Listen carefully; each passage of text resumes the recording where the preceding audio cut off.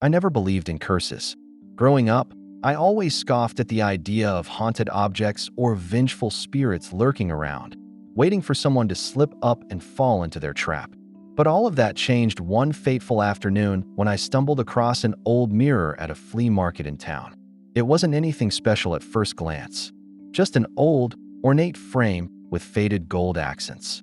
But the glass, there was something unsettling about the glass.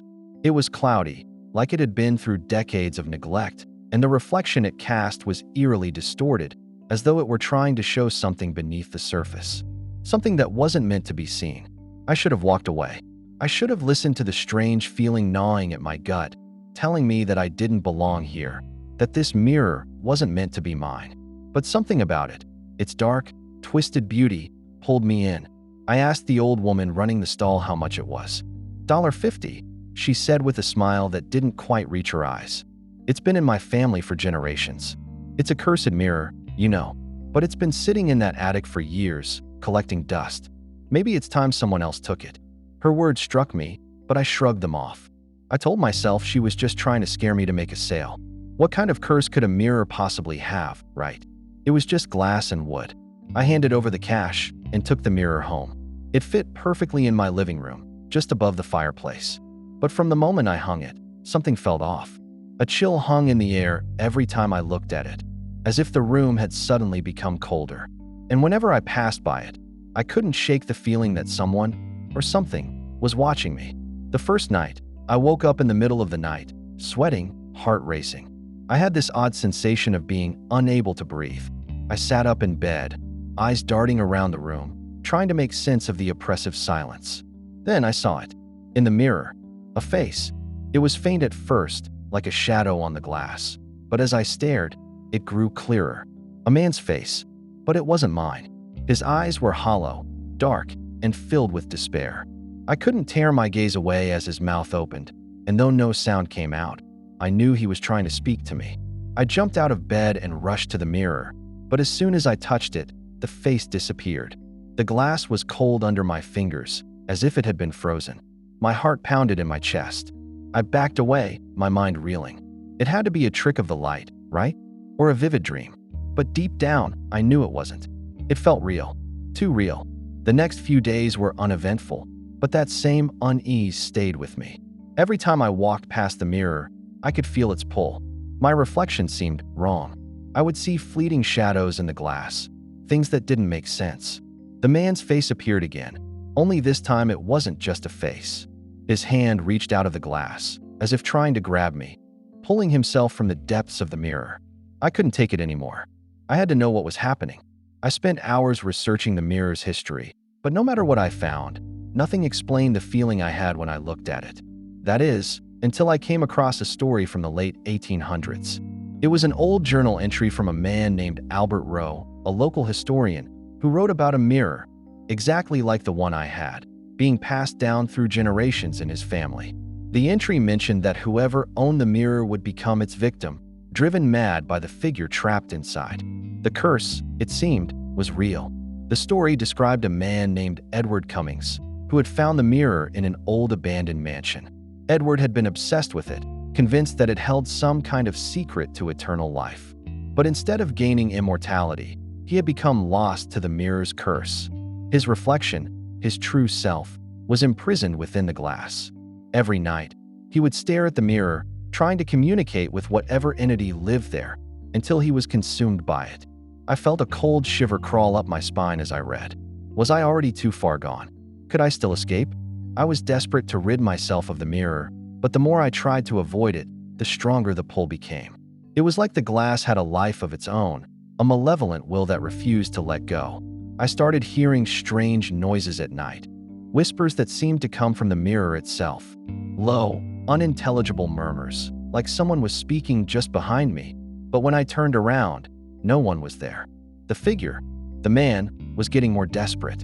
Each night, his face would appear clearer, and each night, I would feel him reaching out toward me, inch by inch. But it wasn't just him anymore. I could see shadows moving in the background of the reflection, things lurking just beyond the edges of the glass. I was afraid to even look at it anymore, but I couldn't look away. Then, one night, The whispers became words. "You can't escape." I froze. My blood turned cold. I turned around, but the apartment was empty. Still, the voice echoed in my head, growing louder, more insistent. "You woke me up. Now, you will stay with me." I looked at the mirror again. The man's face was gone, but the shadows were still there, swirling and shifting, as though something inside the glass was finally starting to break free. I backed away slowly, feeling the cold fingers of terror wrap around me. The mirror wasn't just a cursed object. It was a doorway, and whatever was on the other side was coming for me. The air grew thick, and the lights flickered as I took one last look at the reflection. And that's when I saw it. In the glass, just behind me, a figure standing in the doorway of the living room, watching me. But this time, it wasn't just the man. There were others. The figure behind me stood motionless, its eyes dark and hollow, just like the man in the mirror. I froze, unable to move, as the silence in the room became suffocating. The shadows in the reflection seemed to pulse, alive, as though they were waiting for something. The figure didn't speak, but its presence filled the room with a heavy, oppressive energy. My heart hammered in my chest. I turned to face the mirror fully, expecting to see nothing but my own reflection. But instead, I found myself staring into the eyes of something else. The reflection was no longer mine. It was the same man from before, but now, he was standing right in front of me. His body was twisted, contorted in unnatural ways, and his face had an expression of pure rage, as if he had been waiting for me. I stumbled backward, my mind struggling to comprehend what I was seeing. The man's lips curled into a cruel smile, his teeth sharp and jagged, almost inhuman. His hand reached toward the glass, and I instinctively stepped back, but it wasn't enough. The mirror cracked. A low, guttural sound echoed through the room as the glass splintered. I couldn't look away, couldn't move. The crack spread, creeping across the surface like a web of darkness, until the entire mirror was shattered, but still, the man's reflection remained. He was no longer confined to the glass. He was stepping through, his distorted form emerging from the fragments. I ran. I didn't even think. I bolted for the door, my feet slipping on the hardwood floor, but when I reached the handle, it wouldn't budge. Panic surged through me, my hands shaking as I tried again, slamming my body against the door in desperation. But it wasn't the door that was keeping me trapped. The mirror, it was pulling me back. I turned around, and there he was, standing just a few feet away from me. He was no longer confined to the glass, no longer a shadow. His presence filled the room with a suffocating force. I could see his eyes now, the emptiness within them staring straight into my soul. The shadows that had once surrounded him were now part of him, swirling in his form like dark tendrils, feeding on the very air. He spoke, his voice low and rasping. "You've released me." I didn't know how to respond. I didn't know what was happening. All I could feel was the intense cold radiating from him, the unnatural weight of his presence pressing down on me. I backed away, still unable to move fast enough. "What do you want from me?" I managed to choke out. "You," he whispered, his voice like the scrape of nails on glass. "You were foolish enough to take the mirror. And now, I will take you." I stumbled again, my mind racing for a way out. But the room had started to distort. The walls seemed to stretch and bend, warping like the reflection in the mirror. I reached for the door again, but this time, when my hand touched the handle, a violent jolt shot through my arm. The door rattled violently, but it didn't open. I was trapped. "Why me?" I shouted, panic rising in my throat. "Why did you choose me?" The man stepped closer, his form becoming clearer with each step. His face twisted into a grimace, the shadows around him writhing like they had a life of their own. He raised his hand, and I felt a sudden pressure in my chest, as if an invisible force was gripping me, squeezing the air from my lungs. "You sought power," he hissed. "You sought the secrets of the mirror, and now you will join me. You'll never leave this place." I gasped, my body trembling. His hand was outstretched now, just inches from me, and the shadows wrapped around me, binding me in place. I felt a cold, suffocating darkness creeping into my mind, smothering my thoughts. It was as if the very air was thick with despair, and the more I struggled, the more it clung to me. In a final act of desperation, I lunged at the shattered remains of the mirror, my fingers scraping against the broken glass. I didn't know what I expected to find. Maybe an escape, maybe an answer, but I found nothing. Just a reflection of my own terrified face, staring back at me with wide, panicked eyes. And then I heard it. A whisper. Soft, almost like a breath against my ear. Look deeper.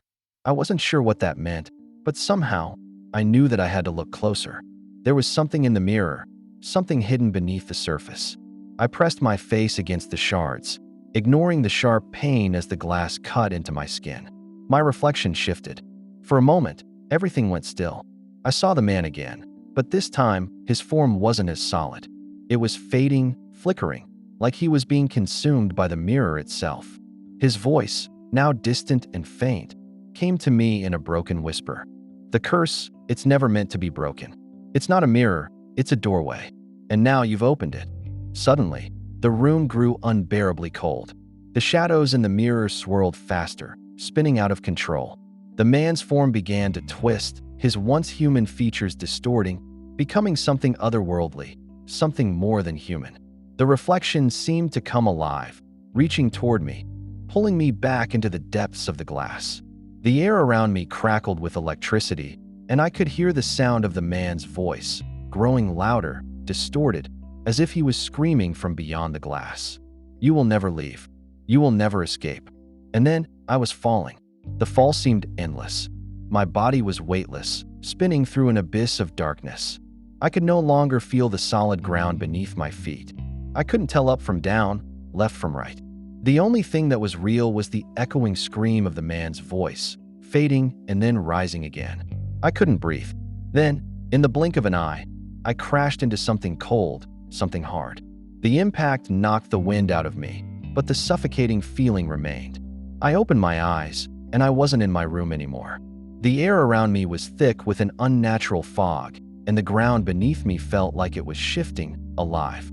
The place I found myself in looked like an endless reflection of the world I had left behind, like a twisted, nightmarish version of the room I had once known. There were no windows, no doors, only walls that seemed to stretch infinitely into the darkness. And I wasn't alone. The man from the mirror stood before me, his figure now fully solid, no longer flickering like a fading shadow.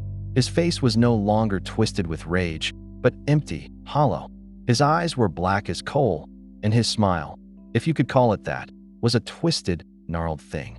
You're here now, he said, his voice deep and resonating with power. Welcome to my world. I tried to speak, but my voice caught in my throat. The feeling of being trapped was suffocating. There was nowhere to run, nowhere to hide.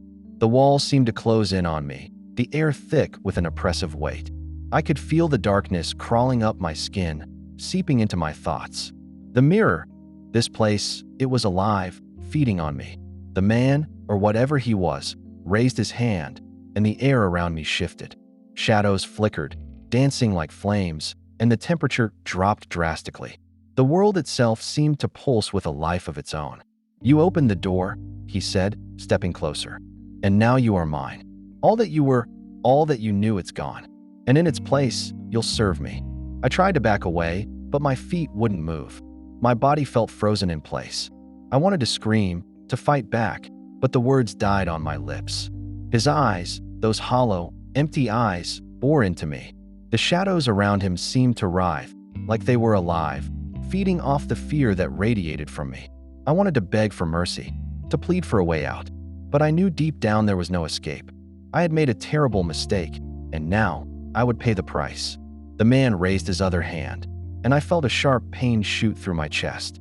It was as if the very air around me had solidified into sharp needles, piercing my skin, my soul. I gasped, but no sound came out. The shadows around me tightened, squeezing the life from me, pulling me deeper into this nightmare. You've crossed the line, he whispered, his voice like a breath of death. Now, you will see what happens to those who dare to take what they should never touch. I closed my eyes, trying to block out the pain, trying to will myself away from this place. But it was hopeless. There was no escape from this nightmare. And then, something inside me snapped. I remembered the whisper I had heard when I first looked into the shattered mirror. Look deeper. The words echoed in my mind, louder now, as if they were calling me from the depths of the abyss. Without thinking, I focused on the broken pieces of the mirror still scattered around the floor. It was the only thing that made sense, the only thread that could lead me out of this darkness. The shards of glass gleamed, catching the faint light that flickered in the fog. With a force of will I didn't know I had, I reached for them. My hand trembled as I grasped the nearest shard, the cold metal of the glass biting into my skin. The man noticed, his expression twisting into something that could almost be called fear. "No," he hissed, his voice trembling for the first time. You can't break it." But I wasn't listening. I pressed the shard into my palm, and the world around me began to shift. The walls, once solid and unyielding, started to crack. The fog around me swirled like a vortex, and I felt the presence of something ancient, something powerful, beginning to pull away from me. "You're mine," the man screamed, reaching out with clawed fingers. His face twisted with fury, his body shaking, as if he were being torn apart. But it was too late. The mirror's power began to unravel. The darkness that had consumed the room receded, pulled back into the fractured shards of glass. The man's form flickered, his body distorting, becoming less and less substantial, until he was nothing but a shadow. I didn't stop. I drove the shard deeper into the cracks, feeling the world around me tremble, breaking away, piece by piece. The fog, the shadows, the nightmare, it all shattered, splintering into nothingness. And then, silence. I opened my eyes, and the world around me was gone. The room, the mirror, the man, all of it had vanished. I was back in my apartment, the mirror lying in pieces on the floor, harmless now. The darkness was gone, replaced by the dim light from the window. I staggered to my feet, breathing heavily, my body shaking. I didn't know what had just happened. I didn't know how I had done it, but I was free. I glanced at the shattered remnants of the mirror, and for a moment, I thought I saw something familiar. A reflection, flickering, just out of reach. But when I blinked, it was gone. For the first time in what felt like an eternity, I was alone. Safe. But I knew that I had only escaped for now. And the mirror? The curse? It was still out there, waiting. Always waiting. The end for now.